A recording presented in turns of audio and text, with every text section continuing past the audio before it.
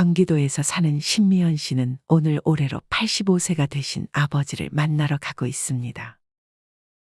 올해로 60대가 된 신 씨는 이래저래 고민이 많았습니다.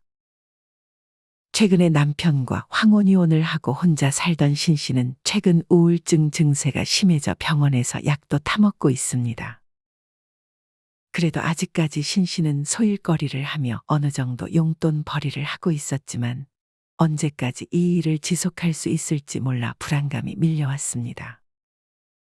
신 씨는 우울감을 달래고자 밖에서 지인들을 자주 만났지만 항상 집으로 홀로 돌아가는 길과 집에 혼자 있는 시간이 무섭게만 느껴졌습니다. 신 씨는 60대에 접어들면서 자존감도 같이 떨어져서 살을 빼야겠다고 매번 생각만 할 뿐 행동으로 옮기진 못하고 있었습니다. 그런 신 씨는 오늘 80대가 됐음에도 매일 웃는 얼굴을 하는 아버지에게 어떻게 하면 그렇게 살 수 있는지 비결을 묻고 싶었습니다. 신 씨는 그렇게 아버지 집에 도착해 초인종을 눌렀습니다. 저녁을 먹을 때가 다 돼서 아버지가 분명 집에 있을 시간인데 반응이 없자 신 씨는 의아했습니다. 신 씨는 계속해서 초인종을 누르다가 아버지에게 전화를 걸었습니다.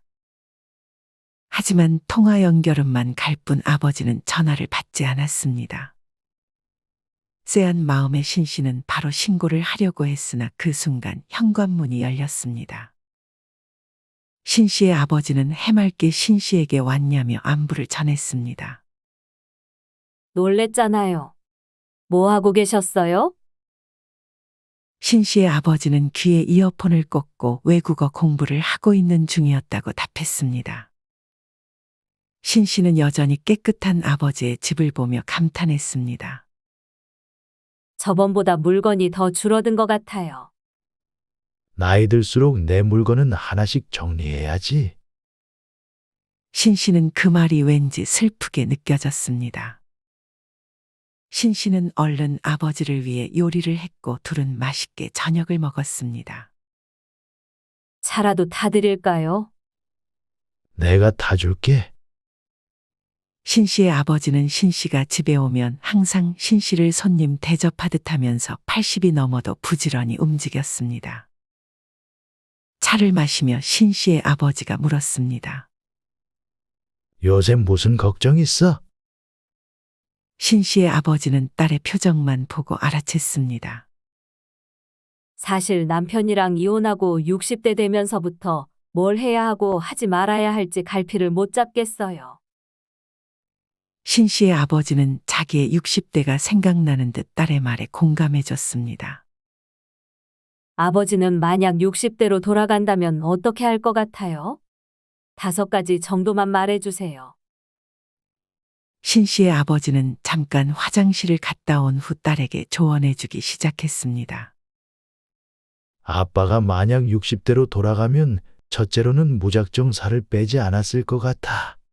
아빠도 관리한답시고 먹는 것도 줄이고 그랬는데 근육도 같이 빠진다는 걸 그때는 몰랐지. 제가 요새 자존감이 내려가서 살을 빼려고 했는데 그게 안 좋을 수 있어요? 나이 들어 무작정 살을 빼면 치매에 걸리기 더 쉽다는 말도 있어. 신 씨는 그런 아버지 말에 놀라 남겼던 밥을 한술 다시 떴습니다. 신 씨 할아버지가 딸에게 조언한 첫 번째는 살을 반드시 빼야 한다는 강박관념에서 벗어나라는 것이었습니다. 여러분, 나이 들어 건강해지기 위해서 빼는 살이 오히려 건강을 악화시킬 수 있다는 사실을 아시나요? 아마 많은 분들이 살을 빼면 근육이 같이 빠진다는 사실은 알고 있을 것입니다. 오히려 적정 몸무게보다 조금 더 나가거나 혹은 조금 과체중에 해당되는 분들의 경우 특정 질환에 걸려서 음식을 잘 섭취하지 못하는 상황이 됐을 때 해당 질환을 잘 버텨줄 만한 체력과 근육이 있기 때문에 폐렴 등의 감염성 질환에 오히려 면역을 더 잘 유지할 수 있다고 합니다. 이뿐 아니라 최근 미국 의사협회 정신과 편의 체중과 치매의 관련성을 조사한 연구가 발표되었습니다. 연구 대상은 인지장애가 없는 60에서 90세 1390명이었습니다. 이들을 최대 18년 추적 관찰한 결과 인지기능장애는 371명에게 발생했고 이 중 88명이 치매 판정을 받았습니다. 이들을 조사한 결과 비만인 사람보다 체질량 지수가 낮을수록 인지기능장애가 많다는 사실이 밝혀졌습니다. 이렇게 체질량 지수가 감소하면 단지 살이 빠져나가는 것에서 그치는 것이 아니라 뇌에 치매를 유발하는 전구물질들이 쌓인다고 합니다. 이로 인해 뇌혈관에도 동맥경화가 유발되고 노폐물이 증가하면서 치매 전 단계인 인지기능장애가 생기고 결국 치매가 발병하게 되는 것입니다. 또한 단기간에 급격하게 살을 빼면 면역력에 문제가 생길 수 있습니다. 이때 피부병이 생길 수 있고 면역계가 모근을 공격한다면 탈모가 일어날 수 있을 뿐 아니라 관절에 염증 반응이 일어나 거동이 힘들어질 수도 있다고 하니 주의가 필요합니다. 그렇다고 운동을 하지 말라는 것은 아닙니다. 단지 먹는 양을 줄이는 것보다 운동을 병행하는 것이 뻔하지만 가장 좋은 방법 중 하나입니다. 여러분 코어 기능이라는 말 들어보셨나요? 인체를 지탱하는 근육을 코어 근육이라고 하는데 나이 들수록 우리는 이런 코어 근육을 잘 단련해줘야 합니다. 코어 기능이 약해지게 되면 밤중에 소변을 많이 보게 되고 변비 증상도 심해지며 소화도 잘 되지 않을 수 있습니다. 코어를 강화해주기 위해서 유튜브에 초보자 코어 운동이라고 검색 후 따라해보세요. 처음에는 쉬운 난이도부터 도전하고 익숙해지면 차차 어려운 난이도를 도전해 주는 것이 좋습니다. 그렇다면 어느 정도의 체중이 나에게 가장 맞을까요? 물론 개인차가 있겠지만 65세 이상이면서 지금 비만에 해당하는 분들의 경우 무리해서 정상 체중으로 돌아갈 필요가 없다고 합니다. 목표를 정상 체중에서 10% 높은 수준으로만 감량해 보는 것을 전문가들은 권합니다. 저는 살을 빨리 빼고 싶어서 당장 먹는 것부터 줄였는데 그게 좋은 게 아니었네요. 코어 운동 해보는 것도 잊지 않을게요. 그 다음 두 번째는 뭐예요? 그 다음 두 번째는 마찬가지로 몸에 관한 것인데 내가 바른 자세를 잘 유지하고 있는지 점검하는 거야. 너 딱 보니까 지금 벌써 등이 굽어 있네. 아직 젊은 애가 벌써 이렇게 등이 굽어 있으면 어떡해? 신 씨는 그런 아버지의 말을 듣고 의자에서 허리를 펴 똑바로 앉는 신용을 했습니다. 신 씨의 아버지가 60대로 돌아간다면 꼭 신경 쓸 두 번째는 바로 자세를 점검하는 것이었습니다. 여러분은 지금 어떤 자세로 유튜브를 보고 계신가요? 혹시나 구부정하게 앉아있는 상태로 보고 계시진 않으신가요? 자기 자신은 자세가 어떤지 잘 모르지만 우리가 다른 사람을 볼 때 자세가 구부정한 사람은 이미지가 별로 좋아 보이지는 않습니다. 중년은 자세가 서서히 무너지기 쉬운 연령대라고 합니다. 이때쯤이면 편한 자세가 익숙해져 잘못된 자세를 인지하지 못하고 갱년기로 인해 신체 변화가 두드러집니다. 나이 들면 척추와 척추를 이어주는 탄력 있는 디스크마저 노화로 얇아지는 등 자연적으로 신체가 변화하면서 자세가 구부정해지기 쉽습니다. 그래서 나이 들수록 의식적으로 자세를 바로 하는 습관을 만들어야 한순간에 자세가 구부정해지는 것을 늦출 수 있다고 합니다. 나이가 들수록 팔을 등 뒤로 젖히고 걷는 노인들을 보셨을 것입니다. 실제로 노인분들이 걷는 자세를 보면 허리를 구부정하게 굽히고 팔을 뒤로 한 채 걷는 경우가 많습니다. 이처럼 팔을 등 뒤로 하는 이유는 몸통이 앞으로 넘어가지 않도록 지지하기 위해서라고 합니다. 나이가 들면 노화로 인해 척추가 머리 무게를 지탱하지 못하고 점점 등 모양이 굽게 되는데 만약 근육이 더 감소하거나 약해지면 이 증상은 더 심해져 팔을 뒤로 해도 허리를 펴기 힘들어진다고 합니다. 이때가 되면 삶의 질은 당연히 떨어질 수밖에 없게 됩니다. 이를 방지하기 위해 근육을 미리 단련해 두는 것이 좋습니다. 이때 특히 항중력근을 신경 써서 키우는 것이 좋다고 합니다. 항중력근은 말 뜻 그대로 중력에 대항하는 근육에 해당하는데, 즉 우리 몸을 곧게 세워주는 역할을 합니다. 여기 해당하는 근육은 척추기립근과 복근, 둔근이 있습니다. 뒤에서도 설명드리지만 유튜브에 항중력근 강화운동이라고 검색해 보신 후 따라해 보시는 걸 추천드립니다. 이런 운동을 할 때 중요한 것은 자신의 체력에 맞는 운동을 하는 것입니다. 너무 무리한 운동은 피하고 난이도를 천천히 올리시는 것이 좋습니다.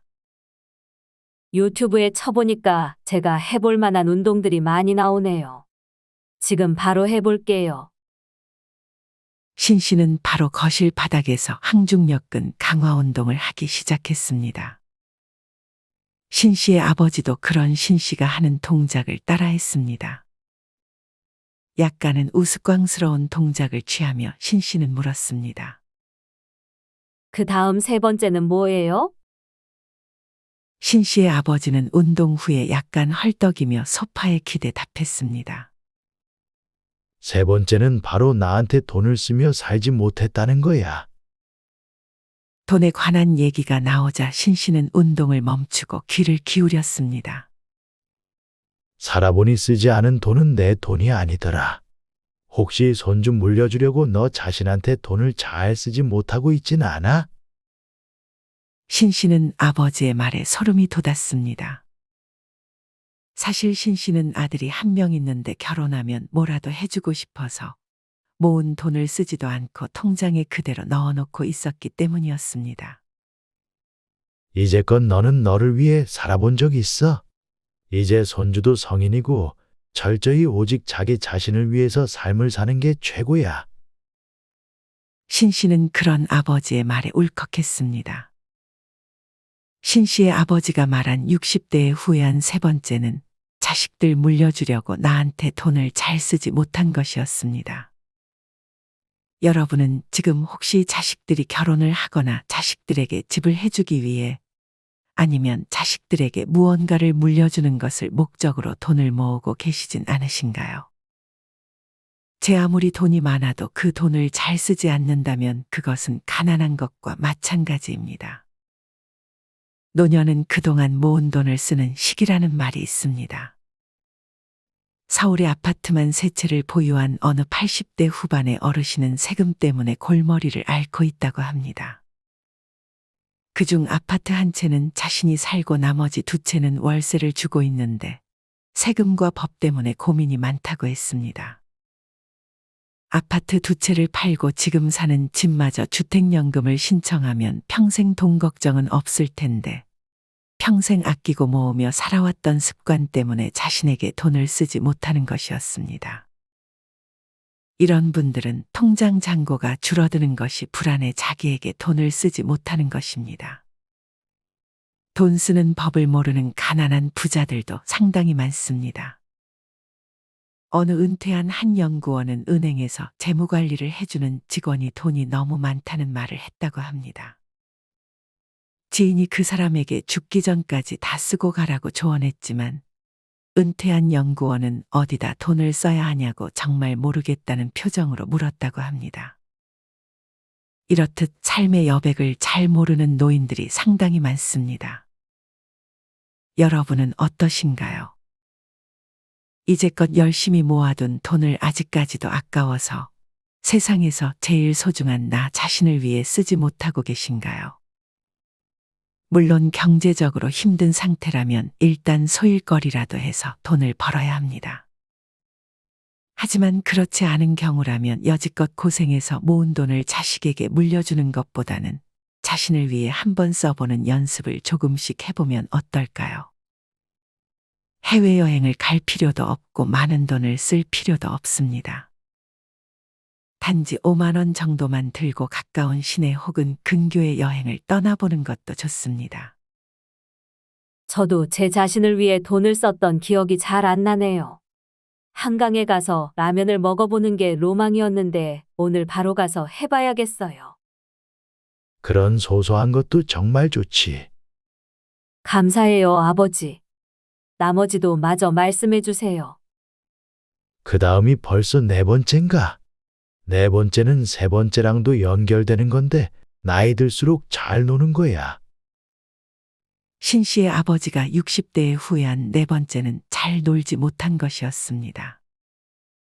나이를 한 살 한 살 먹을수록 노는 활동은 줄어들고 쉬는 활동이 늘어난다고 합니다.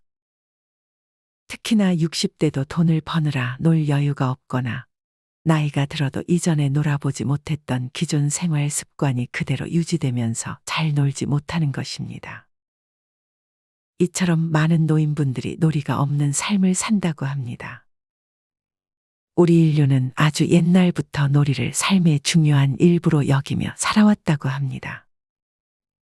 특히나 어린 시절 추억이 아름답게 남아있는 건 그때는 놀이가 함께 했기 때문이었습니다.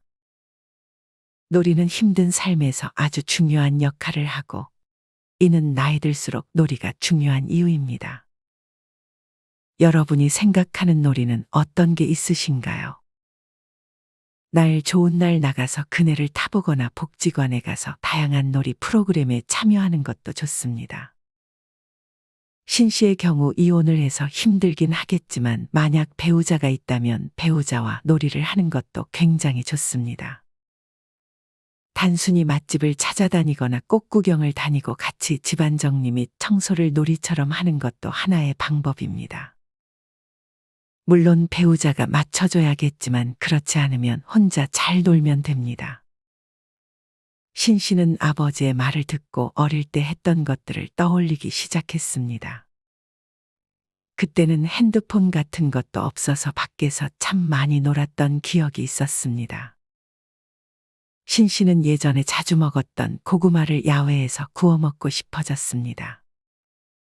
신 씨의 아버지는 그 말을 듣고 바로 신 씨를 위해 마당으로 가서 고구마를 구워주기 시작했습니다. 집에 언제 또 이런 걸 해놓으셨어요? 아빠는 이제 생각난 건 바로바로 실천하는 게 습관이 됐어. 정말 멋있게 사시네요. 고구마 익는 동안 마지막 5번째에 대해서 말해주세요. 마지막은 조금 뻔하지만 건강과 마음을 비롯해서 자신을 점검하는 시간을 가지는 거야.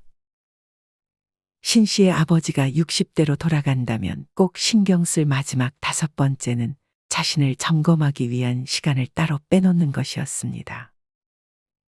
여러분은 제일 최근에 자신을 점검해 본 적이 있으신가요? 몇 시간 동안 혼자 있으면서 건강 상태가 어떤지, 지금 내 마음과 내면 상태가 어떤지 돌아본 적이 있으신가요? 그저 나이가 든다고 사람이 성숙해지는 것은 아닙니다.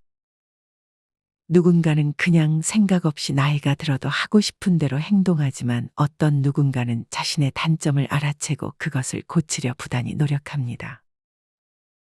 또한 누군가는 은퇴 후 뭘 할지 그때 가서 생각하자며 고민을 미루지만 또 누군가는 은퇴하기 몇 년 전부터 은퇴 후의 삶에 대해 미리미리 생각하고 준비합니다.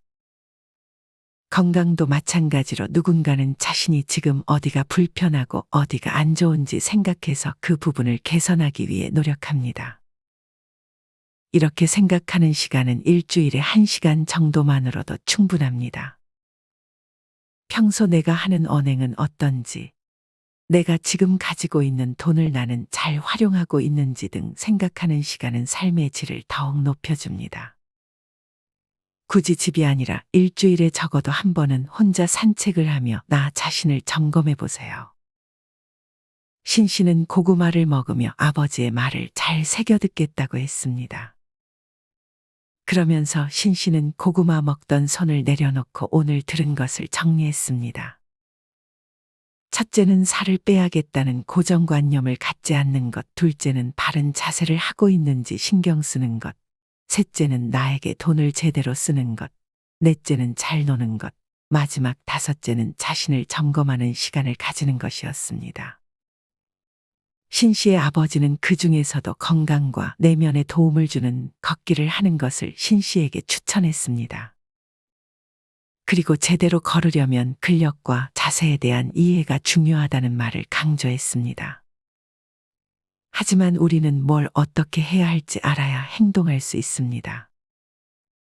지금부터는 이와 관련하여 어떤 근육을 키워야 하고 어떤 운동을 해주면 좋은지에 대해 알려드리려 합니다. 영상 끝까지 시청하셔서 인생에 도움되는 지혜들 모두 얻어가셨으면 좋겠습니다. 그럼 다시 이어가겠습니다. 노년의 건강을 위한 첫 번째, 올바르게 서고 올바르게 걷자. 새삼스럽다고 여겨질지 모르겠으나 중년 이후야말로 좋은 자세란 무엇인가를 다시 한번 짚고 넘어가야 할 시기다. 나쁜 자세를 고치고 평소에도 항상 좋은 자세를 유지하기 위해 습관을 들이는 것이 중요하다. 어릴 때 학교에서 배웠던 바른 자세를 떠올리며 일상에서 실천해 보는 것이다. 서 있을 때 좋은 자세란 귀 뒤에서 어깨를 지나 복사뼈까지가 일직선이 되게 하는 것이다. 구체적으로 말하면 귀, 어깨, 허리, 무릎, 발바닥, 한복판까지를 나란히 일직선으로 만드는 것이 좋은 자세라는 뜻이다. 그렇다면 어떻게 서야 일직선이 될까? 핵심은 엉덩이 근육인 대둔근을 의식하고 항문을 세게 조이면서 서는 것이다. 이때는 어깨가 아닌 아랫배에 힘을 주도록 해야 한다. 일반적으로 턱을 당기고 등을 펴며 가슴을 젖히지 않고 서는 것을 바르게 서는 방법이라고 하는데 사실 대둔근을 의식하며 서면 자연스럽게 해결된다. 중년 이후에 주로 생기는 잘못된 걷기법에는 크게 다음에 세 가지가 있다. 무릎을 구부린 채로 걷기, 상체를 좌우로 크게 흔들며 걷기, 필요 이상으로 발을 들어 올리며 걷기. 자신이 평소 걷는 방식이 여기에 해당한다면 원인을 먼저 이해해야 한다. 그러면 걷는 법을 기초로 어느 근육이 약해져 있는지를 알아낼 수 있다. 처음부터 1만 보를 걸을 필요는 없다. 4,000보 걷던 사람이 갑자기 하루 1만 보를 목표로 하면 무리한 운동량으로 신체의 부담이 가중되어 관절통 등을 앓게 되기도 한다. 걷기 운동을 시작하자마자 무릎을 다쳐 정형외과에 찾아온 환자 대부분이 이런 사람들이다. 열정만으로 무리하게 장거리를 걷거나 숙박까지 하면서 장거리 트레킹에 나섰던 사람들이다. 이들은 매일 목표 거리를 설정하여 무리하게 걸었고 또 걸은 후에 정리 운동을 충분히 하지 않아 무릎을 다친 것이다. 참고로 하루의 목표 걸음수가 1만 보가 된 것은 건강을 위해서는 신체 운동으로 하루에 300칼로리를 소비해야 한다는 한 기사가 발단이었다. 그 300칼로리에 상당하는 신체 운동을 걸음수로 산출했더니 1만 보라는 숫자가 나왔을 뿐이다. 그러니 근거가 부족한 1만 보 걷기에 너무 얽매일 필요는 없다. 걸음수나 자세에 연연하며 걷기 운동을 하다가 무릎이나 허리를 다친 환자도 적지 않다. 지치지 않고 오래 걷는 방법. 걸으면 금방 지치는 악순환에서 벗어나려면 일단 바르게 걷는 방법을 이해하여 몸에 익혀야 한다. 먼저 앞서 소개한 바르게 서는 자세를 따라 해본다. 즉 귀 뒤에서 어깨를 지나 복사뼈까지가 일직선이 되도록 서는 것이다. 거기서부터 중심을 이동시키는 걷기 방법이 시작된다. 바르게 걷기 위해서는 발 뒤꿈치부터 지면에 붙이고 발 뒤꿈치, 발바닥의 바깥쪽, 엄지발가락 아래의 불룩한 부분 순으로 체중을 이동시킨 다음 엄지발가락 끝으로 지면을 차면서 앞으로 나아간다. 이때 체중을 받치고 있는 무릎은 항상 쫙 편 상태를 유지한다. 교과서적인 설명이라 이를 하나씩 신체 동작에 반영하는 것이 어려울 수도 있다. 이 동작을 좀 더 간단히 실천하려면 앞발은 발 뒤꿈치부터 붙이고 뒷발은 엄지발가락으로 확실하게 차내면 된다. 발 뒤꿈치를 꼭 붙이고 엄지발가락으로 바닥을 찬다면 대체로 올바른 걷기법이다. 발 뒤꿈치부터 붙이고 중심을 이동시키면 무릎이 저절로 펴지고 쉽게 지치지 않고 걸을 수 있다. 이는 발바닥의 엄지발가락 주변에 대부분 분포하는 메카노리셉터가 자극을 받아 수많은 근육의 활동성이 상승하기 때문이다. 메카노리셉터는 뇌에 자극을 전달하는 감각 센서로 몸 전체에 분포한다. 발바닥에서는 주로 엄지발가락 주변의 분포에 바르게 운동할 수 있도록 도와준다. 노년의 건강을 위한 두 번째, 근육이 약해지는 이유를 이해하고 강화시키는 것이다. 1.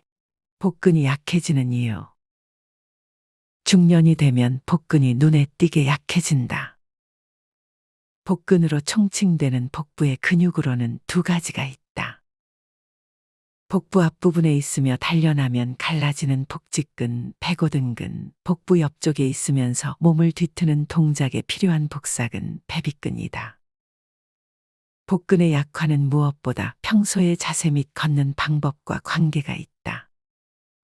평소에 올바른 자세로 걷는 사람이라면 복직근과 복사근을 충분히 사용하므로 복근이 쉽게 약해지지 않는다. 하지만 나쁜 자세로 걸으면 복직근과 복사근이 모두 약해진다. 복근 강화 방법. 하루 15분 엎드려 있기. 평소 생활에서 복근을 단련하는 간단한 방법으로 엎드린 자세를 추천한다. 요통이 심할 때는 일반적인 복근 트레이닝은 할 수 없지만 이 자세는 요통이 있어도 할 수 있는 유일한 복근 단련법이다. 방법은 매우 간단하다. 바닥이나 이불 위에 하루에 한 번, 15에서 30분 정도만 엎드려 있으면 된다. 꾸준히 습관적으로 해주면 더 좋다. 이 자세는 일상생활에서 대부분 수축된 상태로 있는 신체의 전면부와 복근까지 동시에 펴준다. 또 뱃속의 가스가 수월하게 배출되어 배변에 도움이 되며 어깨 관절이나 고관절의 긴장을 푸는 데도 효과적이다. 복식 호흡을 쉽게 할 수 있어 저절로 호흡이 깊어지기 때문에 뇌를 활성화하고 스트레스를 해소하는 효과도 있다. 엎드려 있는 것만으로 복근에 자극을 줄 수 있으니 이만큼 편한 복근 단련법도 없을 것이다. 2. 둔근이 약해지는 이유. 중년 이후 피로감을 자주 느낀다면 근육 중에서도 맨 먼저 둔근을 살펴봐야 한다. 엉덩이 근육인 둔근에는 몸 전체 근육 중에서 두 번째로 큰 근육인 대둔근과 대둔근 안쪽으로 중둔근이 있다. 이들은 모두 허리를 형성하는 골격인 골반을 지탱하는 근육이다. 중년이 되면 골반이 제 위치에 있지 않고 한쪽이 뒤틀리는 현상이 자주 발생한다. 이는 걷기가 부족하거나 앉는 자세가 나빠서 둔근이 약화되었기 때문이다. 평소 생활 속에서 둔근을 강화하고 더 약화되는 것을 방지하려면 발을 뻗고 걸터 앉는 습관을 버리고 똑바른 자세로 앉도록 신경 써야 한다. 다음 트레이닝을 따라해보자. 대둔근 트레이닝. 위를 향해 똑바로 눕는다. 한 발은 바닥에 대고 다른 한 발은 무릎을 펴서 똑바로 올린 상태로 엉덩이를 들어 올리고 3초간 유지한다. 발을 바꿔서 각각 3회 실시한다. 엉덩이를 들어 올릴 때는 발이나 등에 힘을 쓰지 말고 엉덩이 주변 근육에 힘으로만 들어 올린다. 중둔근 트레이닝. 위를 향해 누워 다리를 어깨 너비로 벌린 상태에서 무릎 부분을 끈으로 묶는다. 그 상태에서 먼저 다리를 오므렸다가 끈이 팽팽해질 때까지 다리를 벌려 3초간 유지한다. 이 동작을 5회 반복한다. 끈으로 묶지 않으면 다리를 필요 이상으로 벌리게 되어 중둔근에 충분한 자극을 줄 수 없다. 다리를 어깨 너비로 벌린 것은 골반 너비만큼 벌린 것과 마찬가지이므로 그 상태에서 힘을 주면 골반을 지탱하는 중둔근에 자극을 줄 수 있다. 중둔근을 의식하고 그 부분에 힘을 실으면서 다리를 벌리고 오므리는 동작을 반복한다. 3. 하지근이 약해지는 이유. 수많은 하지근 중에서 중년 이후에는 내전근, 대퇴사두근, 햄스트링, 넙치근 그리고 고관절에 있는 장요근이 중요하다. 내전근은 허벅지 안쪽 근육으로 다리를 안쪽으로 당길 때 사용되며 한 발로 설 때 골반을 안정시켜주는 역할을 한다. 대퇴사두근은 허벅지 앞부분을 감싸주는 4개의 근육으로 이루어져 있으며 걷거나 계단을 오를 때 무릎이 꺾이는 것을 막아주고 계단을 올라갈 때 몸을 위로 밀어 올려준다. 햄스트링은 3개의 근육으로 이루어진 허벅다리 뒤쪽 부위를 말하며 달리거나 걸을 때 가속장치 역할을 한다. 무릎을 굽히거나 고관절을 펴는 데에도 사용된다. 고관절은 상반신과 하반신을 잇는 관절로 인간의 2발 보행을 가능하게 한다. 넙치근은 아킬레스건과 연결된 장단지 안쪽에 있는 근육으로 걸을 때 가장 마지막에 지면을 내디딤으로써 중심을 앞으로 보내는 보행에 반드시 필요한 근육이다. 다음 트레이닝을 따라해보자. 내전근 트레이닝. 다리를 벌리고 똑바로 선다. 무릎 사이에 단단한 베개나 쿠션 또는 2번 접은 방석을 끼우고 그대로 3초간 허벅지 안쪽에 힘을 준다. 이 동작을 3에서 5회 반복한다. 무릎이 정면을 향하게 서서 베개나 쿠션을 끼운다. 이 트레이닝은 무릎 통증으로 보행 능력이 떨어지기 시작한 시점에 해도 효과가 있다. 대퇴사두근 트레이닝. 선자세에서 천천히 무릎을 굽혔다 폈다 한다. 이 동작을 5회 정도 반복한다. 무릎을 굽혔을 때 대퇴사두근에 힘을 싣는다. 햄스트링 트레이닝. 선 자세로 바닥에서 50cm 정도의 지점, 침대 아랫부분이 이 정도 높이다의 발목 뒤쪽을 댄다. 그런 다음 그 발을 들어 올리는 느낌으로 힘을 주며 5초간 자세를 유지한다. 이 동작을 3에서 5회 반복한다. 들어 올린 발목에 힘을 줄 때는 햄스트링을 의식한다. 안전을 고려하여 벽 등 기댈 것에 손을 짚고 동작을 한다. 넙치근 트레이닝. 선 자세로 벽에 양손을 붙인다. 3초간 크게 발도두만 다음 뒤꿈치를 내려놓는다. 이 동작을 5회 반복한다. 발가락만으로 서 있도록 뒤꿈치를 확실히 들어 올린다. 이때 장단지 아래쪽에 있는 넙치근에 의식을 집중한다. 이 동작이 익숙해지면 발도두마는 횟수를 10회까지 늘려도 좋다. 장요근 트레이닝. 의자에 앉아 무릎에 손을 얹는다. 허벅지를 위로 올리면서 동시에 손으로는 무릎을 내리누른다. 손으로 누르는 힘에 저항하듯이 허벅지에 힘을 주면서 3초간 유지한다. 한 발씩 5회 반복한다. 장요근의 의식을 집중하고 손으로 내리누르는 힘과 허벅지를 들어 올리는 힘을 똑같이 유지한다. 약해진 부위를 집중적으로 관리해보자. 노년의 건강을 위한 3번째, 무릎 통증에 주의하라. 무릎을 쭉 펴야 건강하다. 무릎 통증 때문에 정형외과를 찾는 환자들은 대부분 무릎 안쪽이 아프다고 호소한다. 무릎 안쪽이 아픈 이유는 걸을 때 무릎을 펴지 않고 굽힌 채로 걷는 습관 때문이다. 게다가 중년 이후에는 허벅지 안쪽에 넓은 근육인 내측광근이 가늘어져 힘이 약해진다. 내측광근이 약해지면 무릎 관절이 불안정해지고 이것이 무릎 통증의 원인이 된다. 이때는 앞서 소개했던 대둔근, 내전근, 대퇴사두근 트레이닝이 효과적이다. 무릎 통증이 있을 때는 무릎을 꿇고 앉는 자세는 피해야 한다. 이는 무릎이 가장 많이 꺾인 상태에서 전체 체중을 실게 되는 자세로 무릎 관절에 굉장한 부담을 주기 때문이다. 무릎 통증이 있는 사람은 근력이 약해져서 인대나 힘줄 등이 유연성을 잃는다. 그래서 관절을 깊숙이 구부릴 수 없는 채로 무릎을 꿇고 앉게 되며 그 때문에 무릎이 더 아파진다. 무릎 통증이 있을 때 무릎을 꿇는 자세를 하면 그 순간 통증을 느끼는 걸로 끝나는 것이 아니라 무릎 관절이나 주변의 근육이 타격을 입게 된다. 계단을 오르내릴 때도 무릎 관절에 큰 힘이 가해진다. 일설에 따르면 체중의 3에서 5배에 달하는 힘이 가해진다고 한다. 무릎 통증이 있는 상태에서 계단을 오를 때는 되도록 무릎을 편 채로 오르는 것이 통증을 줄이는 비결이다.